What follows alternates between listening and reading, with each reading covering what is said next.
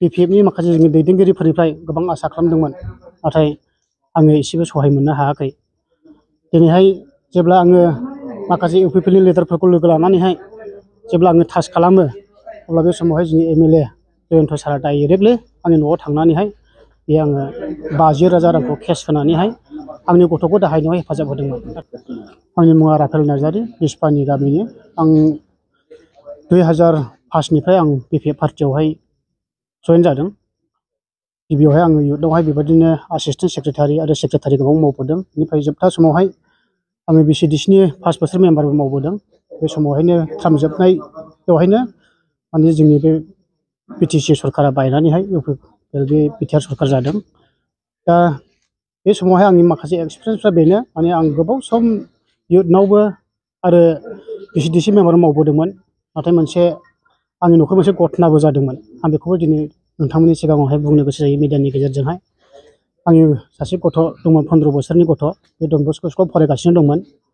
बे उन्दै गथ'आ केन्साराव गोलैनानै दंमोन आथिङावहाय। आं गोबां सम बेखौ फाहामनो नाजादोंमोन।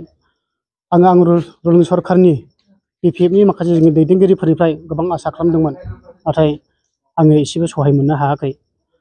दिनैहाय जेब्ला आङो माखासे UPPनि लिडारफोरखौ लोगो लानानैहाय जेब्ला आङो टाच खालामो, अब्ला बे समावहाय जोंनि MLA जयन्त सारा डाइरेक्टलि आंनि न'आव थांनानैहाय बे आङो 50,000 रांखौ केस होनानैहाय आंनि गथ'खौ दाहायनायाव हेफाजाब होदोंमोन। नाथाय आनलाकि आंनि गथ'आ फाहामथायखौ मोनाखिसै, थैनानै थांदों। अब्लाबो थैनानै थांब्लाबो बे मोनसे इसोरनि लेंहरनाय। नाथाय आङो MLA सारनिफ्राय सहायखौ मोनदों, 50,000 रांखौहाय। बेबायदिनो सहाय मोननायनि थाखाय आं गोबां खुसि मोनदों। आं बिथांखौहाय माबा मोनसे फिसा दानफोरनि गेजेरजों सहाय होनो हायाखै एबा थेंक्सबो हैनो हायाखै।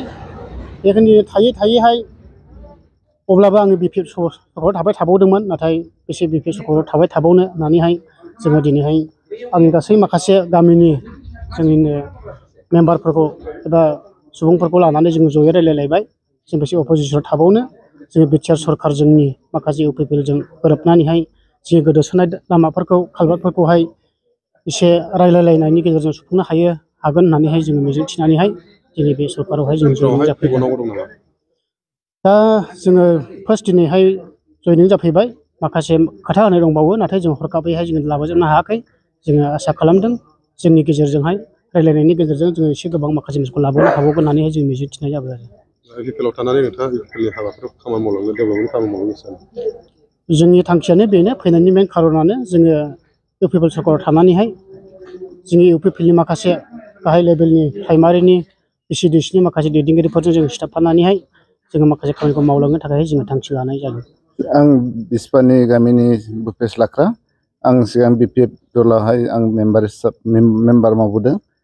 5 बोसोर मेम्बार मावनानै आं दिनै बे UPPL दोलोआव आं दिनै जयेन जाफैबाय। दा आङो जयेन जाफैनायनि खारनानो जाबाय जोंनि गामियाव गोबां दा मावनांगौ खामानिफोर दङ। बे खामानिफोरखौ जोङो मावफुंनो थाखाय दा जोङो दिनै बे दलावहाय जयेन लाफैदों। मा समस्याफोर दङ? दा गोबाव सम BTC-आवहाय BPF सरकारा सालायनानै थांबाय।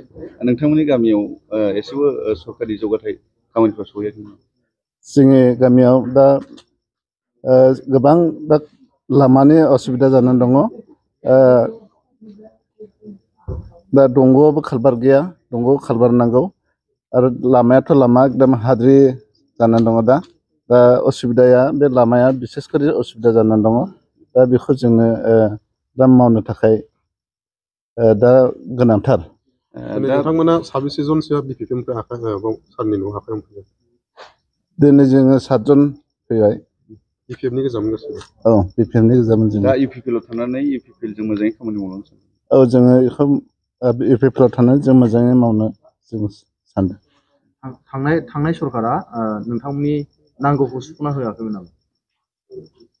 नांगौ बायदि सुफुंनो हायाखै थांनाय सरकारा।